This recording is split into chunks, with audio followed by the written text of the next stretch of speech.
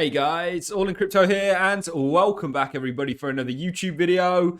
Today we're going to be talking about XRP and the fact that Ripple have bought a whopping $8.4 billion worth of XRP since the lawsuit with the SEC started. Now that is still ongoing. The results of that I am not really sure of. That's not what this video is about. But we're going to be discussing the fact that again, Ripple have been buying up XRP. They previously, and one reason they ended up in the lawsuit in the first place was because they were actually dumping XRP.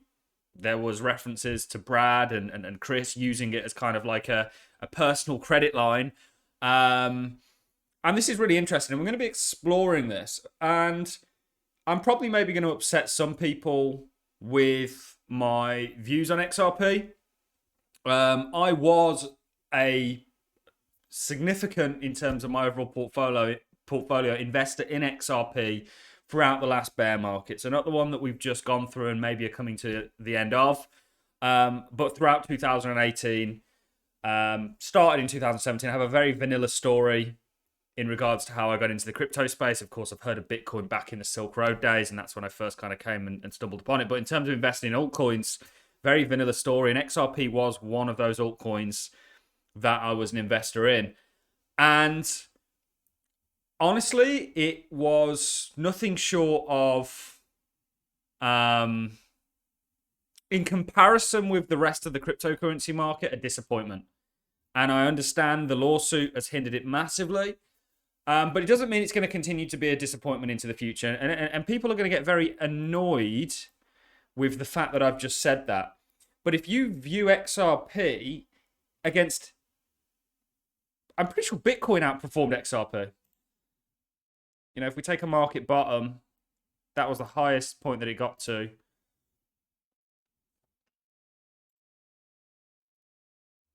Yeah, so XRP basically gave you the same returns as Bitcoin. So it was very, very unspectacular. It didn't do a great deal for me at all. And it was something that, you know, I decided to get out of. Now, whether I reaccumulate for if there's going to be a period where I think they're going to win the lawsuit, and if they win the lawsuit and they get this sort of regulatory clarity, I think they actually could do very well. But I just feel like a lot of the people that talk about XRP on YouTube do it because it's popular and it gets views. And there's this very sort of zealous following, which is one thing that it really has going for it behind it. And I don't think there's anything wrong with that. But I just think people need to be a little bit realistic with, you know, what's going on with XRP and where it's potentially going. And if it does turn out to be what it's been deemed as now for as long as I've been in the crypto space, and that is the kind of future of payments. And it's one thing that I will say I like about XRP is it's doing something different. I love smart contract blockchains. I love layer ones. I really am invested in this sort of layer zero concept and everything coming out of it. But many of these layer ones will admit to you that there's a couple of things that, you know, we're not trying to do. And one of them is payments, potentially. And the other thing is storage. It's why we've been looking at Filecoin recently. But this is certainly some interesting news. There was an article when I was looking this up, and I just want to express that this is misleading.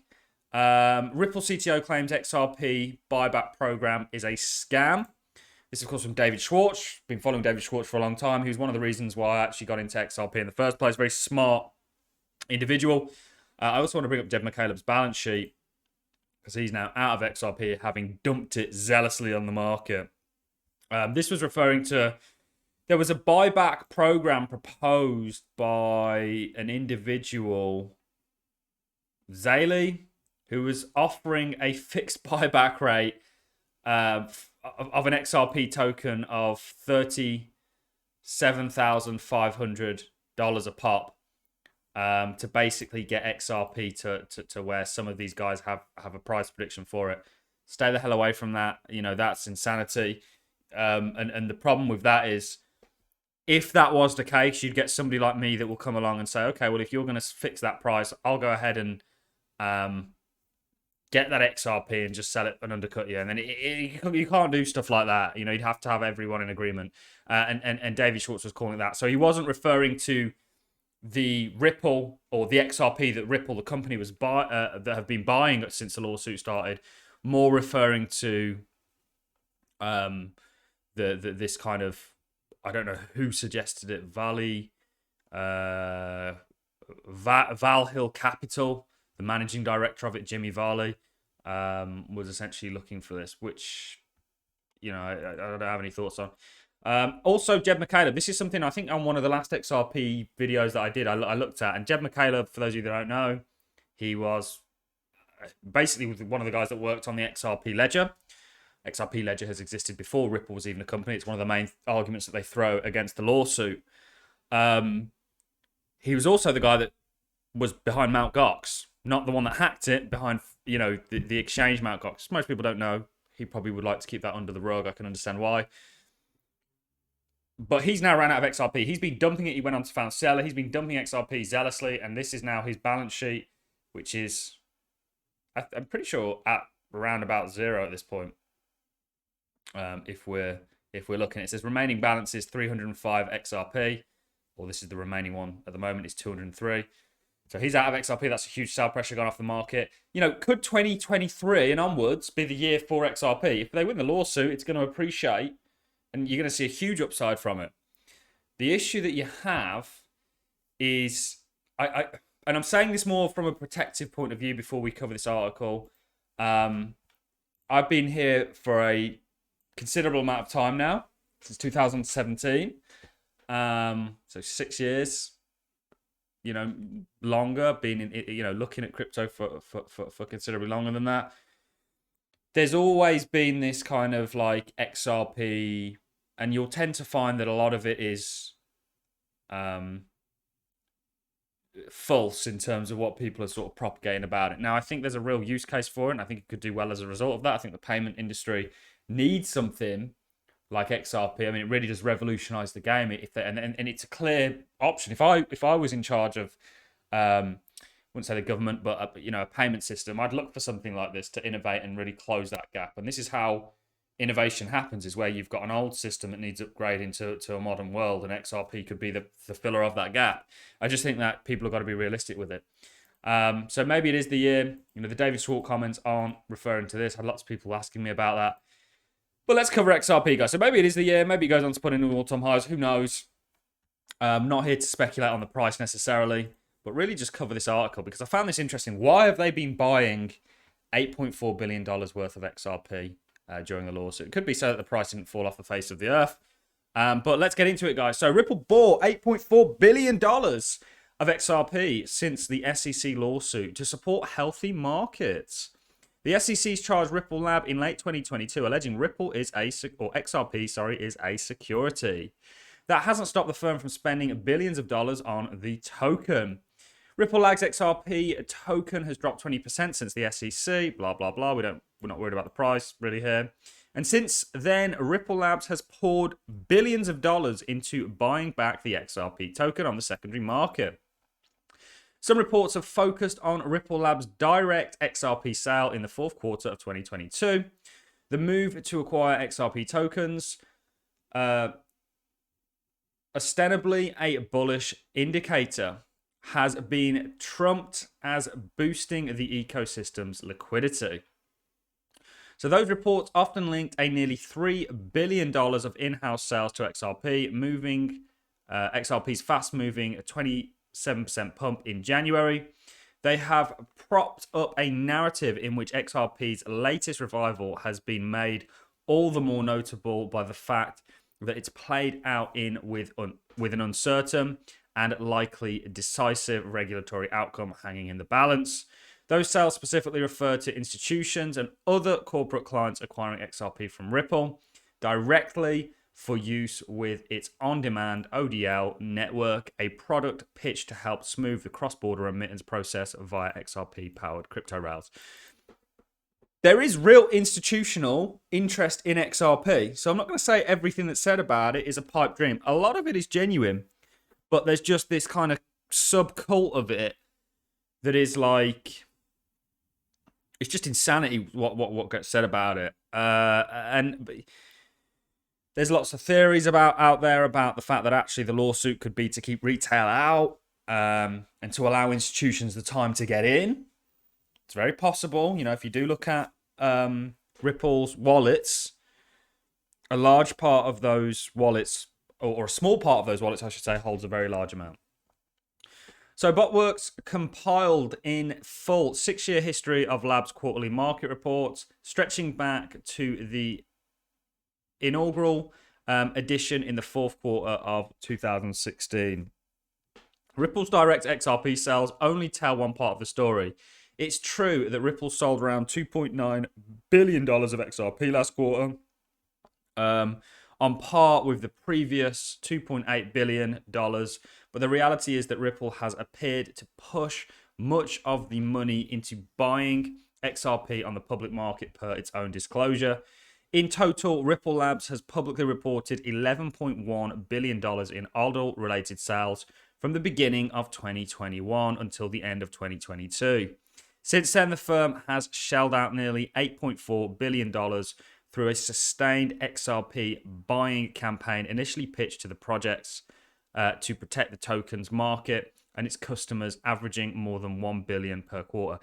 Isn't that interesting that they've had 11.1? This is big sums of money, by the way, guys, and it's going to be institutional or corporate pumped into ALDL-related sales. It's not been from XRP or Ripple, sorry.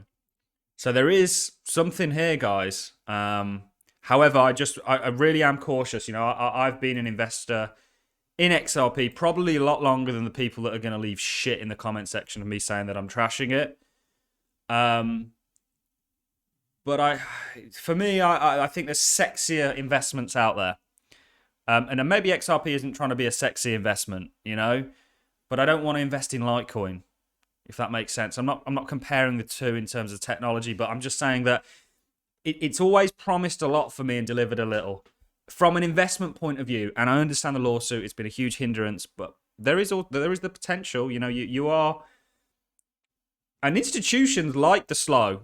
You know, they like a chart that does this, because they'll just be buying up, and then they'll get ready to send it when they've got sort of clarity behind it. So there is this kind of potential that you know, you got something like this happening, and maybe it's being kept underwater deliberately. But I do find this very interesting. So Ripple Labs disclosed indicate the firm has, since the SEC charged, essentially recycled 75% of revenue generated from the direct sales of XRP on buying its own tokens on the secondary market, and 67% of overall sale revenue from the start of 2016 full quarter. So, I've done a lot of looking into the XRP ledger. You need XRP, right, to transfer money, and the kind of law with XRP is that it's like this bridge, right? You transfer your money into it, you send it, you transfer it out the other side. The XRP needs to be there, and if you had enough volume going through it, you would have a very high XRP price, but that XRP needs to be readily available. So it would make sense that Ripple, the company, are buying it to sell to institutional customers that want to use it. And the idea with this is XRP gets to this kind of price where, and because of how fast it is, there shouldn't be any sort of price fluctuation. But the idea is that the XRP gets to the more demand there is for it, the higher the price XRP should be. So like I say, this is very, very interesting stuff. So Blockworks reached out to several contracts at Ripple on multiple occasions with a specific detail contained in this story, and did not receive any responses. So they're not going to want to comment on this, certainly with the SEC lawsuit at hand. This is the 6 years history. So this is XRP USD. This is purchasing. This is programmatic sales. And this is direct and ODL sale related. So you can see they're purchasing a lot, but also with the increase of ODL. So maybe ODL ODL, or whatever you call it, is there's a lot more people who are into XRP should be really investigating ODL substantially more than they perhaps are doing. So it's certainly very, very interested. They did dump a lot of tokens onto the market You know, we know what Chris and Brad were doing, but companies do this, right, with their stocks. Even Larry Fink at BlackRock dumped BlackRock stock. You know, we reported this last year when we were sort of looking to get out of the market. So Ripple spends billions on XRP market health. Collating figures contained in each of Ripple's quarterly market reports, including the most recent across the 6 years of disclosures. Blockworks found that Ripple sold $12.5 billion in XRP directly to customers across that period. Clear demand here. But it's not quite. They're looking at a 6-year period. Involved in that, they were also, yeah, it's interesting because it's about, you know, it's very interesting. I think they're in a different place from where they were when they were just starting. So of that, $744 million was sold programmatically, a common term for selling on public markets such as crypto exchanges. Ripple stopped programmatically selling after the third quarter of 2019. No particular reason was given in the underlying disclosure, but the firm said it was focused on over-the-counter OTC sales with partners working in strategic importance. Regions including EMEA and Asia. So the following year, Ripple said focusing solely on the OTC sales as part of providing an increased XRP liquidity to RippleNet ODL customers. It described that liquidity as vital as ODL grows. So they need the tokens as more demand for it, what we were kind of saying. So Ripple's first disclosure that it was an XRP buyer on the secondary market in 2020's second quarter, although purchase figures didn't appear until the third quarter of the same year. A healthy, orderly XRP market is required to minimize cost and risk for customers, and Ripple plays a responsible role in the liquidity process, Ripple said in Q2 2023. As more financial institutions leverage RippleNet's ODL service, more liquidity is added into the XRP market. That said, Ripple has been a buyer in the secondary market and may continue to undertake purchases in the future at market prices. So it is interesting in that, you know, that there is a real institutional demand for XRP and certainly what they can offer. It's just not fully came into its own. So to start, Ripple Labs was snapped up around 40 million per quarter in Q3, then took a break and started ramping things up in Q4 2021. So conveniently we went into the bear market, and it's ramped up significantly by spending 322 million. Around $1.08 billion was spent in the first 3 months of 2022. Then 1.7 billion the following quarter. So you can see how it's really adding up, and people are wanting their hands on these tokens. Maybe they, or certainly the institutional side of things in Ripple, maybe they know that this lawsuit is coming to an end, right? And this is the theory that I've heard put out there, that maybe the lawsuit and everything surrounding it was to keep retail out. And they've just stepped in and bought it up. You know, as much as I've not been as optimistic as I'm sure people would like, I've got to tell you the truth here and what I think. There are some things that make me think, something's not quite right with this XRP and Ripple lawsuit and everything surrounding it, and how we're seeing this kind of buying taking place behind the scenes, but it hasn't transpired into the price. So maybe they're just scooping up liquidity, which we know they're doing for ODL. But maybe they're doing it from an investment point of view as well.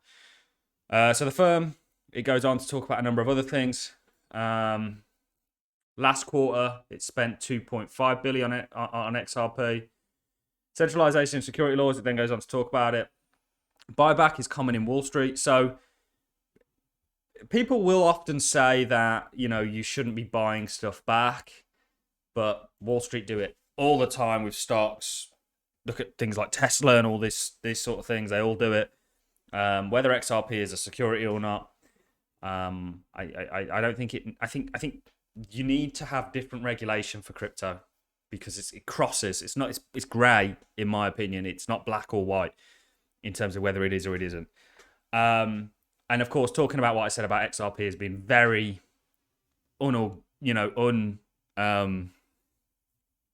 underperformed. It's been disappointing from an investment point of view.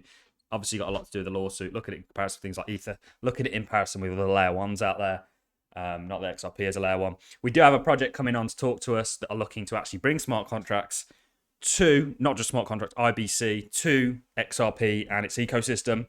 Something we're very excited about, but we can talk about that in another video. So hopefully you've enjoyed this reporting, guys. It's very interesting. I wonder what's going on. You know, am I a investor in XRP? Not yet. But does that mean that I won't be? Well, no, but we'll see what happens. But as of right now, you know, I'm focused on many other different cryptos that I have a bit more optimism in.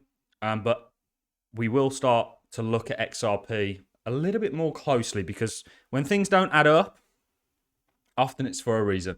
All I've got for you in this video, guys. You enjoyed the content, like as always, appreciate it. So as a comment, and I'll catch you all in the next YouTube video.